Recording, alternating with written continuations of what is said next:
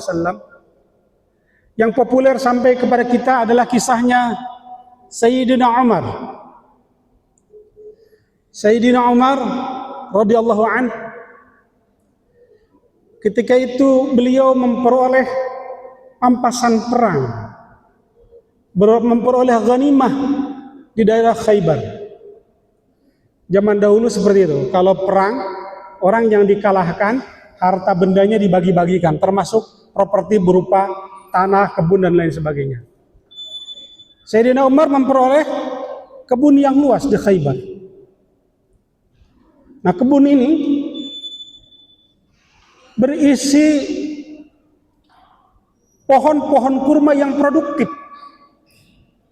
pohon kurma yang sangat bagus hasilnya. Maka hadirin hafizakumullah, Sayyidina Umar datang kepada Rasulullah sallallahu alaihi wasallam, "Ya Rasulullah, inni asabtu ardan bi Khaybar, lam usib malan qattu huwa anfasu 'indi minhu." Ya Rasulullah, aku memperoleh harta di Khaybar. Harta ini harta yang terbaik yang pernah saya peroleh. Nah, Khaybar ini dulunya diperoleh dari orang-orang Yahudi. Orang Yahudi dulu ditinggal di Khaybar. Di mana Khaybar itu? Khaybar itu dekat kota Madinah. Makanya kalau dulu sebagian kita mengejek orang Yahudi itu dengan nasyid, Khaybar, Khaybar ya Yahud, jaisu Muhammad saufa ya'ud.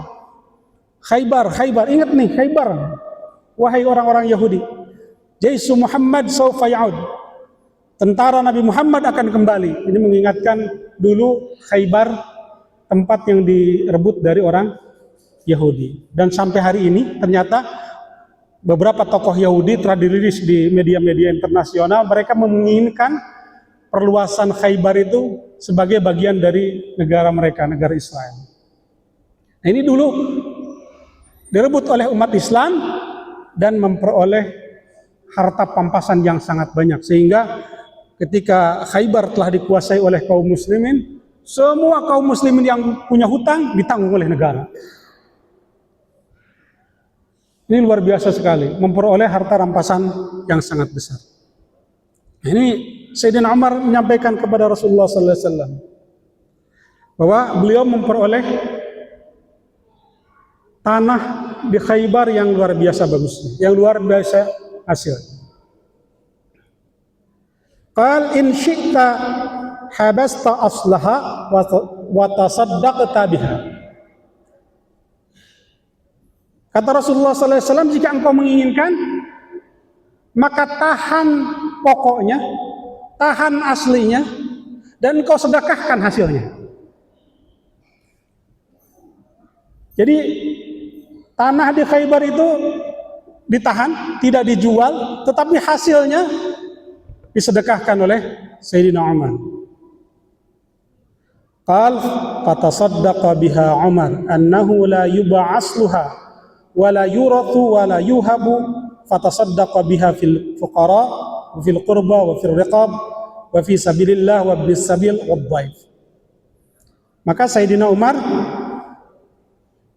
mensedekahkan hasil dari tanah yang beliau tahan, yang beliau tidak jual, beliau tidak wariskan, beliau tidak hibahkan, beliau bersedekah dengannya kepada fakir miskin, kepada fisabilillah, kepada para tamu. Dan ini dilakukan oleh Rasulullah, dilakukan oleh Sayyidina Umar. Inilah sejarah pertama wakaf yang ada di dalam Islam. Sayyidina Umar mensedekahkan hasilnya, tetapi tanahnya tersebut tidak beliau jual, tidak beliau hibahkan, tidak beliau wariskan kepada ahli warisnya. Pada jamaah sekalian, tanah wakaf ini adalah setiap sesuatu, setiap sedekah yang manfaatnya berkelanjutan. Itu disebut wakaf. Kalau tidak berkelanjutan, sedekah biasa saja. Seperti halnya yang dilakukan oleh Sayyidina Umar. Sedekahnya berkelanjutan. Tanahnya tidak beliau hibahkan, tidak beliau jual, tidak beliau wariskan. Beliau tahan. Nah, itu pengertian dari wakaf. Maka kita tidak mungkin bersedekah. Mau sedekah apa? Sedekah sepiring apa? Mau berwakaf apa? Wakaf sepiring nasi misalnya. Bisa wakaf sepiring nasi. Kalau bersedekah bisa. Bersedekah bisa. Tetapi tidak berkelanjutan. Yang manfaatnya berkelanjutan terus-menerus, itulah wakaf. Dan ini adalah investasi amal yang luar biasa cerdasnya. Mengapa demikian? Karena dengan sekali kita beramal, maka setiap hari kita memperoleh pahala dari Allah Subhanahu wa taala. Ini masjid ini yang sedemikian luar biasa megah dan indahnya dibangun atas wakaf sangat banyak orang. Nah, ini manusia-manusia cerdas yang menginfakkan hartanya untuk berwakaf di masjid ini. Mungkin wakafnya itu bisa berupa sebuah paku, bisa sebuah semen, bisa apa saja. Mungkin tidak besar, tapi ini bagian dari masjid ini. Satu kesatuan masjid ini. Jadi tidak bisa misalkan, oh saya pahalanya paling besar karena saya nyumbang keramik tiap hari diinjek. Tidak begitu konsepnya, karena masjid ini adalah satu kesatuan besar. Sehingga siapapun yang menginfakkan hartanya di sini berupa wakaf, tentu pahalanya akan mengalir. Sampai kapan? Selama masjid ini berdiri, maka wakafnya akan terus mengalir. Hadirin hafizakumullah, contoh yang dilakukan oleh sahabat Nabi kepada kita ini luar biasa, yang dilakukan oleh Sayyidina Utsman bin Affan. Suatu hari di kota Madinah terjadi kekeringan yang luar biasa. Sehingga sumur-sumur menjadi kering. Dan hanya tersisa satu sumur. Orang-orang menyebutnya sumur Ruman. Dan sumur Ruman ini dimiliki oleh seorang Yahudi. Ketika itu di Madinah berdampingan umat Islam dengan orang-orang Yahudi. Maka siapapun yang mengambil air di situ harus bayar. Sehingga ini amat sangat memberatkan umat Islam. Umat berat sekali dan mereka mengadukan kepada Rasulullah sallallahu alaihi wasallam. Lalu Rasulullah sallallahu alaihi wasallam menyampaikan, barang siapa yang memberi sumur itu akan memperoleh surganya Allah Subhanahu wa taala sebanyak air di sumur itu. Maka para sahabat mulai bernegosiasi dengan orang Yahudi itu. Satu kali, dua kali, tidak ada yang sanggup. Orang Yahudi itu kekeh tidak mau jual sumur itu. Karena dia bisa memperoleh penghasilan yang banyak setiap hari. Maka Sayyidina Utsman dengan kecerdasannya melobi. Bagaimana kalau saya beli, tapi setengahnya saja. Kalau kita bagi dua jatahnya, hari ini bagian aku, hari berikutnya bagian kamu. Jadi kepemilikannya sehari-sehari. Maka kata orang Yahudi, bolehlah. Berapa harga yang diinginkan oleh Yahudi itu? 12.000 dinar. Luar biasa dahsyat, miliaran kalau zaman sekarang. Maka dibelilah oleh Sayyidina Utsman seharga 12.000 dinar. Maka Sayyidina Utsman menyampaikan kepada kaum muslimin, kami berbagi jatah dengan orang Yahudi. Saya berbagi jatah dengan orang Yahudi. Hari ini giliran saya, besok giliran Yahudi. Maka ketika giliran saya, kepemilikannya, kalian ambil air untuk stok 2 hari. Maka ketika giliran Sayyidina Utsman, berbondong-bondong para sahabat ngambil air di situ. Karena airnya sedikit, maka berbagi. Yang penting cukup untuk 2 hari. Ketika giliran Yahudi itu kepemilikan itu di Yahudi, tidak ada yang membeli. Terus berulang seperti itu. Ini kecerdasan seorang Sayyidina Utsman. Beliau konglomeratnya zaman Rasulullah SAW. Ini menunjukkan kepiawaian beliau dalam bernegosiasi. Akhirnya si Yahudi ini menyerah karena sumurnya tidak laku. Sumurnya tidak lagi ada yang beli karena mereka sudah tercukupi di jatah harinya Sayyidina Utsman.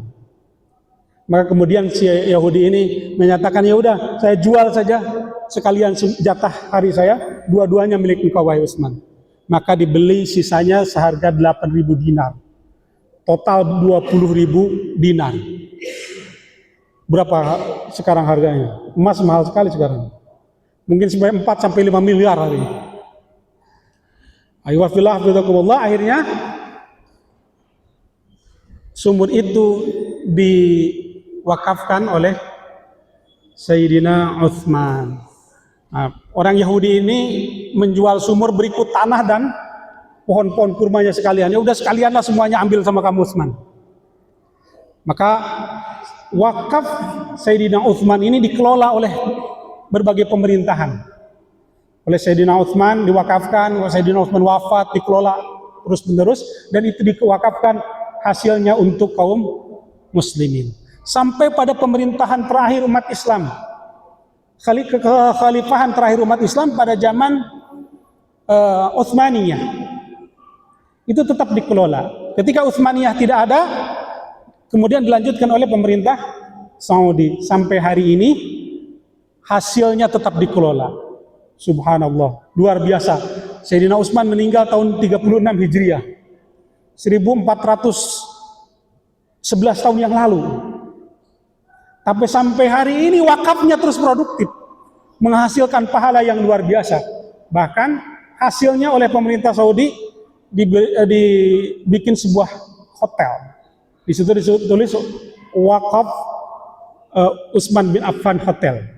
Letaknya kalau kita umrah, kalau kita haji, di depan Masjid Nabawi itu ada Masjid Ghamamah, ada Masjid Abu Bakar, di depannya lagi ada Masjid Umar. Jalan sedikit itu ada Masjid Utsman bin Affan. Nah, di samping Masjid Utsman bin Affan itu ada hotel wakaf Utsman bin Affan. Hasilnya disedekahkan untuk kaum fakir miskin, disedekahkan untuk kepentingan agama. Ini abadi. Bagaimana abadinya sebuah wakaf? Ila yaumil qiyamah. Mengalir setiap hari, setiap detik, setiap saat. Padahal orangnya sudah tidak berdaya, orangnya sudah meninggal dunia. Begitupun kita, wafillah, esok hari kita pasti meninggal dunia. Tapi ketika kita punya wakaf, setiap hari tabungan pahala itu akan mengalir ke kubur kita. Akan memperberat timbangan amal kita. Maka ketika timbangan amal kebaikan kita berat, fa amma man thaqulat mawazinuh, maka adapun orang yang berat timbangan amal kebaikannya, fa huwa fi 'isyatir radiyah. Dia akan memperoleh kebahagiaan di akhirat. Kenapa berat timbangan amalnya? Berat. Dari mana timbangan amalnya berat? Dari amal kita, dari sedekah kita, dan dari wakaf kita. Ini luar biasa kalau berwakaf. Kita wafat, timbangan amal kita terus berat. Sementara timbangan dosanya sudah terhenti ketika kita meninggal dunia. Ketika kita meninggal dunia, kita tidak ada lagi dosa. Maka amal kita yang berupa wakaf ini terus mengalir kepada kita. Ayyuhallazina billakumullah, amal yang mengalir ini disebut amal jariyah. Jara yajri artinya mengalir. Amal jariyah adalah amal yang terus-menerus mengalir. Maka dalam kitab ini disebutkan bahwa para ulama menyebutkan bahwa yang dimaksud amal jariyah adalah wakaf. Dalam sebuah hadis, Nabi Hurairah radhiyallahu an, anna Rasulullah sallallahu alaihi wasallam qala, "Idza mata ibnu Adam inqata'a anhu 'amaluhu illa min thalath. Shadaqatin jariyatin." Kalau orang meninggal dunia, maka terputus seluruh amalnya inqata'a amalu. Karena kita sudah meninggal. Tapi ada yang tidak putus amalnya, ada 3. Di antaranya adalah shadaqatin jariyatin. Maka yang dimaksud sedekah jariyah ini adalah wakaf. Kalau kita sedekah makanan, pahalanya besar insyaallah. Tapi ketika makanan itu habis, tidak berkelanjutan. Ketika kita sedekah sesuatu yang sekali habis, amalnya sekali habis. Tapi ketika kita mewakafkan sesuatu, maka amalnya berkelanjutan. Kalau ingin tabungan amal yang sebanyak-banyaknya, hatta ketika kita wafat, maka kita berwakaf. Untuk diri kita sendiri atau untuk orang tua kita. Karena salah satunya adalah bentuk pengabdian, waladun saleh yad'ulah, anak soleh yang mendoakan orang tuanya. Ketika orang tua kita wafat, maka tidak berhenti bakti kita kepada orang tua. Tidak berhenti pengabdian kita kepada orang tua kita. Salah satunya adalah misalkan kita mewakafkan atas nama orang tua kita. Kita wakafkan uang kita misalkan untuk masjid, untuk madrasah, untuk fisabilillah. Maka insya Allah akan mengalir terus ke alam kubur orang tua kita. Maka betapa senangnya orang tua kita memperoleh anak kita. Dan kita yang menginfakkannya, alhamdulillah juga memperoleh. Bukan berarti ketika kita menginfakkan untuk orang tua kita, bahwa wakafnya atas nama orang tua kita, padahal ini uangnya uang kita, berasal dari perolehan kita, dari perdagangan kita, dari gaji kita misalkan. Lalu kita tidak memperoleh apa-apa karena atas nama orang tua. Tidak demikian. Kita memperoleh sama persis seperti apa yang orang tua kita peroleh. Subhanallah, luar biasa sekali ini berwakaf. Alhamdulillah, bidakumullah. Ada kisah lain dari Sayyidina Umar tentang wakaf juga. Ini kisahnya populer juga dalam sebuah hadis. Suatu hari Sayyidina Umar, beliau pergi melihat kebun beliau di waktu siang. Waktu siang beliau pergi ke kebun dan beliau merasa takjub dengan kebunnya itu. Hasilnya bagus. Sehingga beliau merasa betah berlama-lama di kebunnya tersebut. Nah, ini berbeda dengan hadis yang tadi sepertinya. Kalau tadi sebab hadisnya menyatakan kebun beliau berada di Khaybar. Khaybar itu jaraknya cukup jauh, ditempuh 2 hari perjalanan. Kalau ini ditempuh dalam waktu singkat. Karena Sayyidina Umar ketika kembali ke kota, ke Madinah, beliau mendapati orang-orang telah melakukan sholat asar berjamaah. Beliau ketinggalan. Maka apa yang dikatakan oleh Sayyidina Umar? Yang pertama kali diucapkan oleh Sayyidina Umar, inna lillahi wa inna ilaihi raji'un. Inna lillahi itu ungkapan apa? Ungkapan memperoleh musibah. Beliau merasa memperoleh musibah ketika ketinggalan sholat asar berjamaah. Bukan ketinggalan sholat, ketinggalan jamaahnya saja. Inna lillahi wa inna ilaihi raji'un. Fatatni sholatul asr. Aku telah ketinggalan sholat asar. Beliau merasa sangat menyesal. Maka fatatni sholatul asri fil jamaah. Aku telah ketinggalan sholat asar berjamaah. Ushhidukum anna haiti alal masakin sadaqatan. Maka saksikanlah oleh kalian bahwa kebunku ini yang karenanya aku ketinggalan sholat berjamaah, aku jadikan sedekah untuk fakir miskin. Beliau wakafkan kebunnya karena beliau ketinggalan sholat berjamaah. Kalau kita hari ini seperti Sayyidina Umar, kira-kira apa yang kita wakafkan? Ketinggalan sholat jamaah gara-gara main HP.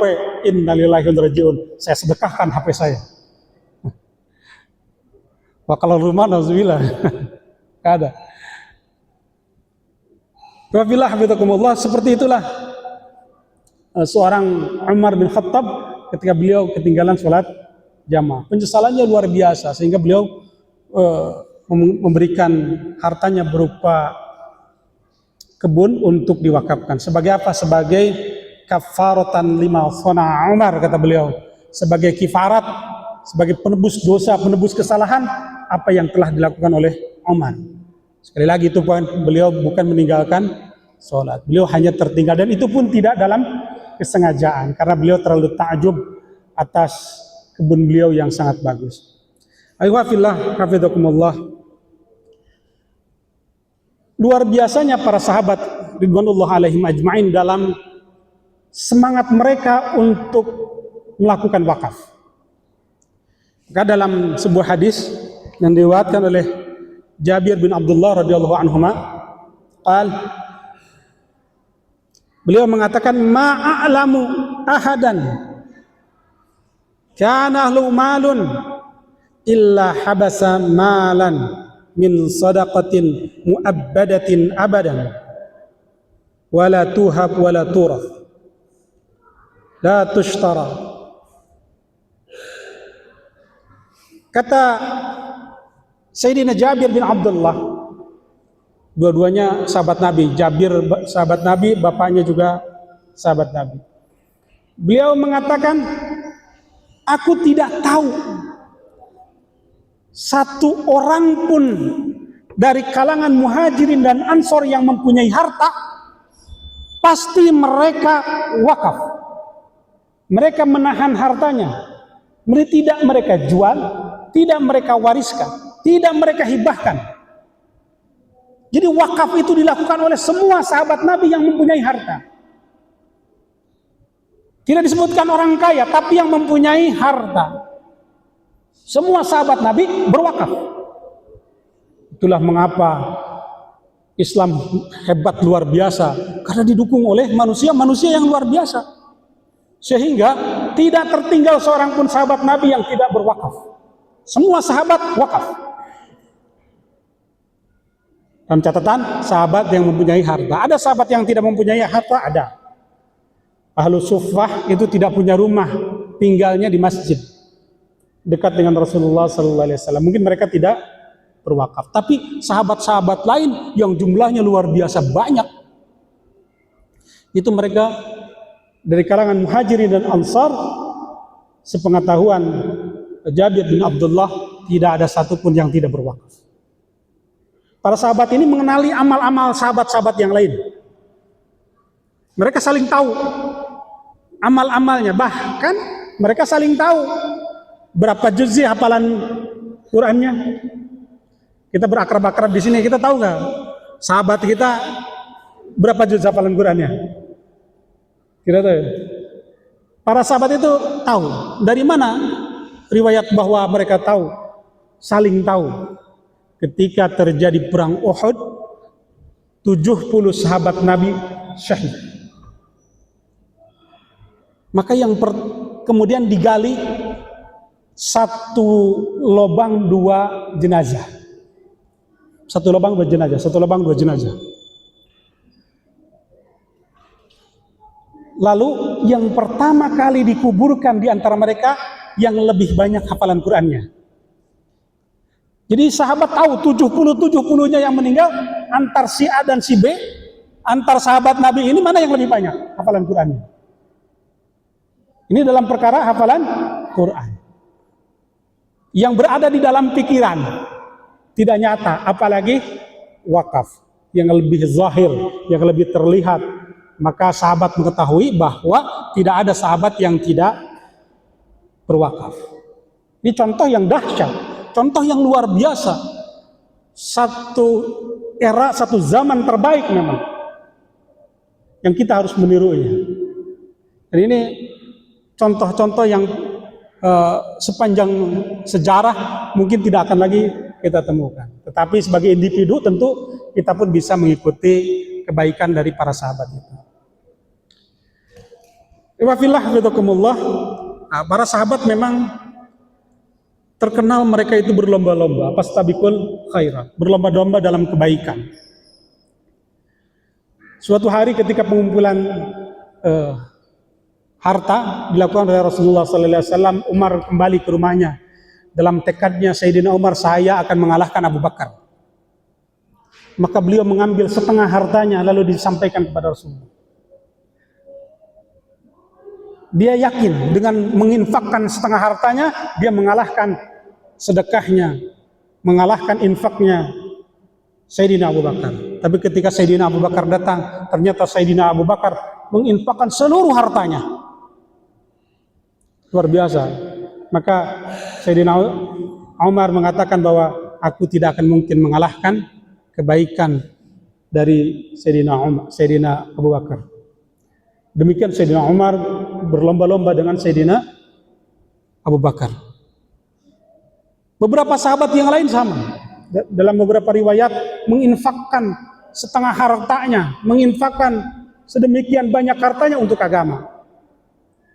Dalam sebuah riwayat bahwa Abdurrahman bin Auf, salah seorang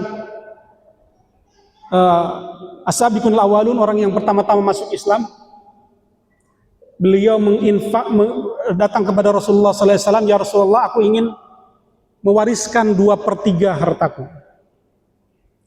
2/3 berarti berapa persen? 2 dari 3, 2/3. 2/3 hartanya. Sisanya baru untuk warisan anakku.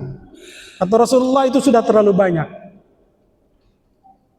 Kalau begitu aku menginfakkan 1/3 saja. Maka 1/3 diizinkan. Maka para ulama mengatakan kalau wasiat itu maksimal 1/3, itu wasiat. Tapi kalau kita sekarang masih hidup, kita mau menginfakkan harta kita, setengah harta kita, atau seluruh harta kita, tidak ada larangan. Kalau wasiat ya ada larangan yang 1/3. Karena kita harus mempertimbangkan kebaikan keturunan kita, kemaslahatan keturunan kita. Tapi kalau hari ini kita mau menginfakkan seluruhnya atau setengahnya, sebagaimana yang telah dilakukan oleh Abdurrahman bin Auf, ketika beliau menginfakkan setengah hartanya, ketika berwasiat dilarang, tapi ketika beliau hidup bukan untuk berwasiat, beliau infakkan setengah hartanya, tidak dilarang oleh Rasulullah SAW. Ketika Sayyidina Umar menginfakkan setengah hartanya, tidak dilarang oleh Rasulullah SAW. Ketika Sayyidina Abu Bakar menginfakkan 100% hartanya, Rasulullah SAW bertanya, apa yang engkau sisakan untuk keluargamu? Jawaban Sayyidina Abu Bakar luar biasa. Aku sisakan untuk keluargaku Allah dan Rasulnya. Subhanallah, luar biasa. Ketika beliau pertama kali masuk Islam, Sayyidina Abu Bakar, itu beliau mempunyai harta 20 dinar, 40.000 dinar. Luar biasa banyak hartanya. Tapi ketika beliau berhijrah, hanya tersisa 5.000 dinar saja. Kenapa? 35.000 sisanya beliau habiskan untuk berbelanja, berinfak atas nama Allah Subhanahu wa taala, untuk membesarkan agama. Mengapa demikian? Karena mereka begitu tahu apa yang mereka infakkan, apa yang mereka wakafkan, apa yang mereka sedekahkan akan Allah ganti dengan berlipat ganda. Dan faktanya seluruh sahabat-sahabat yang paling kaya, kita mengenal Sayyidina Utsman, kita mengenal Zubair bin Awam, kita mengenal Abdurrahman bin Auf, seluruhnya adalah ahli sedekah. Kalau dalam bahasa sekarang, sedekahnya barbar. Karena nggak tanggung-tanggung gitu. Menyedekahkan setengah hartanya, seluruh hartanya. Tidak ragu-ragu. Tapi sejarah mencatat mereka menjadi orang yang paling kaya. Para milionernya, para konglomeratnya di zaman Rasulullah Sallallahu Alaihi Wasallam. Wa fillah habibakumullah.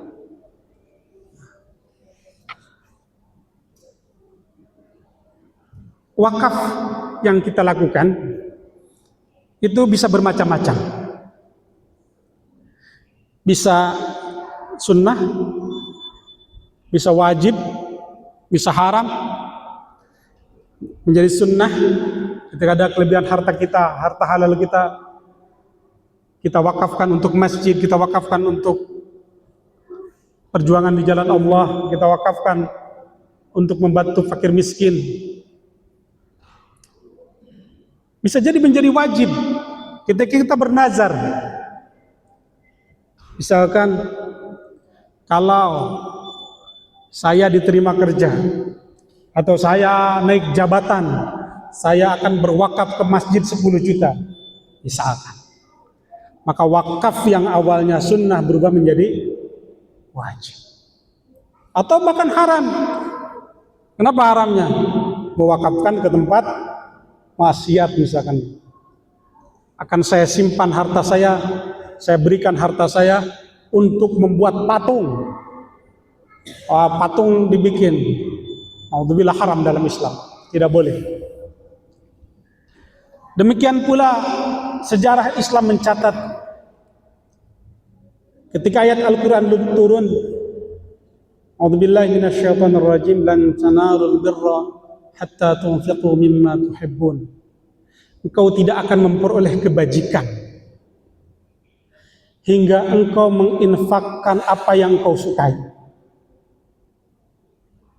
Reaksi para sahabat ketika mendengar ayat ini luar biasa.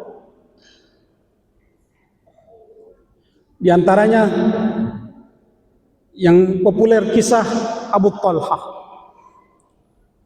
Beliau langsung datang kepada Nabi sallallahu alaihi wasallam. Wahai Rasulullah, bukankah tidak akan sampai kebaikan? Lan tanalul birra hatta tunfiqu mimma tuhibbun. Hartaku banyak, kebun kurbaku banyak.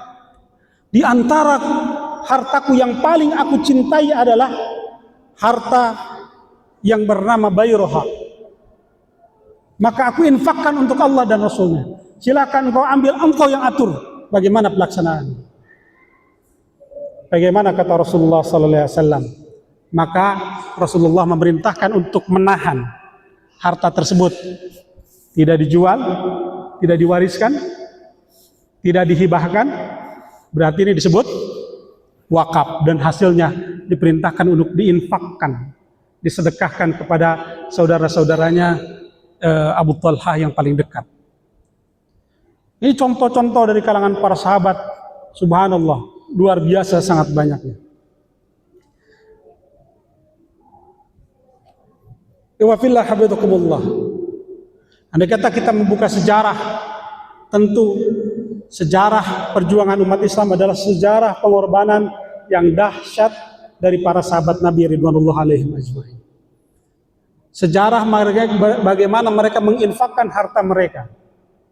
Sejarah bagaimana mereka mengorbankan harta mereka untuk agama. Sehingga balasan yang diperoleh apa? Jannahnya Allah Subhanahu wa taala, surganya Allah Subhanahu wa taala. Maka tentu peristiwa-peristiwa besar itu tidak sekedar menjadi sebuah cerita, tidak sekedar menjadikan kita berdecak kagum, luar biasa. Tetapi cerita-cerita itu kita jadikan sebagai contoh untuk kita kerjakan. Apapun yang kita miliki, kita infakkan, kita wakafkan. Sebagaimana dalam sebuah hadis dikatakan, wa an Abi Hurairah radhiyallahu taala an qala ba'atha Rasulullah sallallahu alaihi wasallam Umar ala shadaqah. Al-hadis wa fihi Rasulullah sallallahu alaihi wasallam mengutus Sayyidina Umar untuk memungut pajak, untuk memungut sedekah. Di antara hadis yang panjang beliau mengatakan, fa amma Khalidun faqad ihtabasa adra'ahu wa a'tadahu fi sabilillah. Maka adapun Khalid, siapa Khalid? Khalid bin Walid, seorang yang sangat terkenal, seorang yang sangat populer. Beliau sangat piawai dalam berjihad di jalan Allah Subhanahu wa taala. Sampai-sampai karena jihadnya itu, beliau tidak ada satupun pertempuran yang tidak dimenangkan ketika dipimpin oleh Khalid bin Walid. Semua pertempuran pemimpinnya Khalid bin Walid itu pasti menang. Bahkan ketika umat Islam memperoleh kekalahan di perang Uhud, Khalid masih kafir berada di pihak Quraisy, kita kalah. Dan alhamdulillah beliau memasuki memasuki agama Islam, dan beliau menjadi pejuang yang luar biasa. Kalau bahasa zaman sekarang, passionnya beliau itu ada di jihad, perang. Maka apa yang beliau wakafkan? Yang beliau wakafkan adra'ahu wa a'tadahu, yang beliau ihtabasa tadi, beliau tahan, beliau wakafkan adalah baju besi beliau, baju-baju besi. Beliau mewakafkan peralatan-peralatan perang. Subhanallah. Jadi apa saja bisa kita lakukan selama wakaf itu adalah sedekah yang manfaatnya berkelanjutan, bisa kita lakukan. Seperti tadi beliau menyedekahkan baju besinya, beliau mewakafkan baju besinya, beliau mewakafkan peralatan-peralatan perangnya. Maka tidak hanya dibatasi oleh misalkan bangunan masjid, bisa juga berwakaf Al-Quran misalkan, atau berwakaf AC misalkan. Patokannya apa? Standarnya apa? Manfaatnya berkelanjutan. Selama manfaatnya berkelanjutan, itu bisa dijadikan wakaf. Yang manfaatnya sekali pakai, tentu tidak bisa dijadikan wakaf. Banyak sekali yang manfaatnya berkelanjutan. Seperti dalam masjid ini saja, ada karpet, ada jam, ada AC, ada bangunan. Ini manfaatnya berkelanjutan. Mungkin masjid ini melihat pondasinya yang luar biasa, ini bisa bertahan 100 tahun misalkan. Maka selama 100 tahun itu, setiap hari 5 waktu, kita akan terus memperoleh pahala dari Allah Subhanahu wa Ta'ala. Ini kan dahsyat, ini kan luar biasa. Maka sekali lagi, manusia yang paling cerdas adalah manusia yang berwakaf. Umat Islam yang paling cerdas adalah umat yang senantiasa bersemangat untuk melakukan wakaf. Karena manfaat yang ia peroleh berkelanjutan. Sedekahnya 1 kali, manfaatnya terus menerus. Tidak hanya sekali 2 kali, tapi bisa jadi beratus kali, beribu kali, berjuta kali. Dia tidak hanya dijadikan tempat untuk sholat, di sini juga taklim. Di sini juga dia jadikan tempat belajar. Selama tempat ini digunakan, selama masjid ini dimanfaatkan, maka selama itu pula kita akan memperoleh pahalanya dari Allah Subhanahu wa Ta'ala. Maka ya wafillah bidakumullah, mari kita menjadi muslim yang cerdas, banyak-banyak melakukan wakaf. Wakaf yang paling abadi memang berupa tanah. Kalau berupa tanah itu bisa panjang sebagaimana yang dilakukan oleh Sayyidina Utsman, sebagaimana yang dijadikan Sayyidina Umar. Ada juga di Makkah, ketika tahun kemarin saya melakukan ibadah haji, saya bertemu dengan orang-orang Aceh. Orang Aceh, beliau cerita, kami setiap 1 orang Aceh itu dikasih uang tambahan 2.000 rial, setara 9 juta per orang. Dari mana itu? Karena dulu ketika zaman kerajaan ada seorang ulama, Habib Abdurrahman, populer disebut Habib Bugak, karena beliau berasal dari daerah Bugak. Itu beliau membeli sebidang tanah di samping Masjidil Haram. Lalu beliau sampaikan bahwa wakafnya itu adalah untuk kepentingan orang-orang Aceh yang akan datang ke kota suci Makkah. Maka luar biasa. Itu 1800-an. Usia wakafnya di atas 200 tahun. Masih dikelola sampai hari ini. Ketika terjadi perluasan Masjidil Haram, maka tanah wakafnya digusur dan dibayar oleh pemerintah Saudi. Oleh pengelola wakafnya dijadikan hotel. Hasil keuntungan dari hotel itu yang dibagikan ke orang Aceh. oleh sebuah lembaga yang mengelolanya, namanya Baitul Asyi. Orang Arab menyebut Aceh itu Asyi, Baitul Asyi. Sampai detik ini pengalaman saya ketemu dengan jemaah Aceh pada tahun yang lalu. Luar biasa betapa besarnya pahala Habib Abdurrahman Al-Habsyi yang mewakafkan tanah itu. Kalau tidak salah yang dibagi itu hampir 5.000 orang. 5.000 orang masing-masing 9 juta. Itu dahsyat sekali. Dan itu tidak hanya bagi orang Aceh yang ibadah haji saja. Orang Aceh yang tinggal di kota Makkah pun, yang mukim di Makkah pun diberi. Berarti nilainya entah berapa puluh miliar. Begitulah kebermanfaatan wakaf. Pahalanya mengalir seperti yang dilakukan oleh Habib Abdurrahman ini. Insya Allah akan sampai hari kiamat akan mengalir terus itu. Investasinya satu kali, untungnya berkali-kali. Dahsyat luar biasa, hadirin hafizakumullah.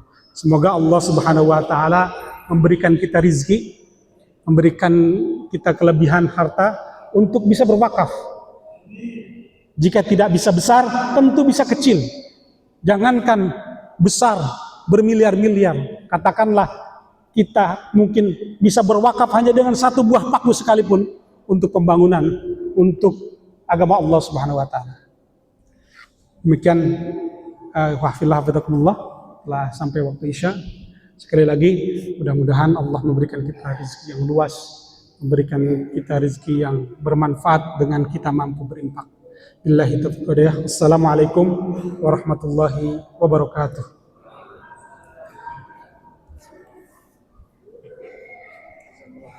Iya.